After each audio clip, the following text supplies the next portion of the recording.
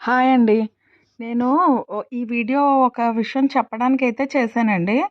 నేను పూరి, తిరుపతి ట్రైన్ ఎక్కాను ఏసీ కోచ్‌లో. అయితే అది దువ్వాడ టు నిడదవోలు వరకు నేనొచ్చాననమాట. ఆ దువ్వాడలోని ఒక హౌస్ కీపింగ్ ఆయన ఒక బెడ్‌షీట్ ఇస్తాడు కదా మనకి. ఆ బెడ్‌షీట్ ప్యాకెట్ చింపుకొని దాన్ని ముక్కు చీదుతూనే ఉన్నాడు.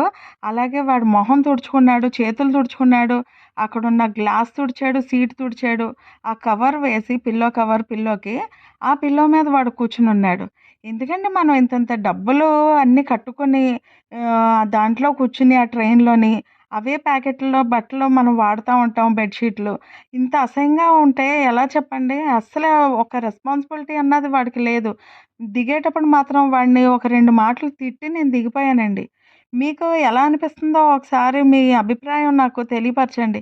ఇటువంటి వాళ్ళకి కంప్లెయింట్ ఎలా ఇవ్వాలో కూడా నాకు అర్థం కావట్లేదు. అలా ఎవరైనా చేస్తారా? మీ అభిప్రాయం అయితే కామెంట్‌లో చెప్పండి.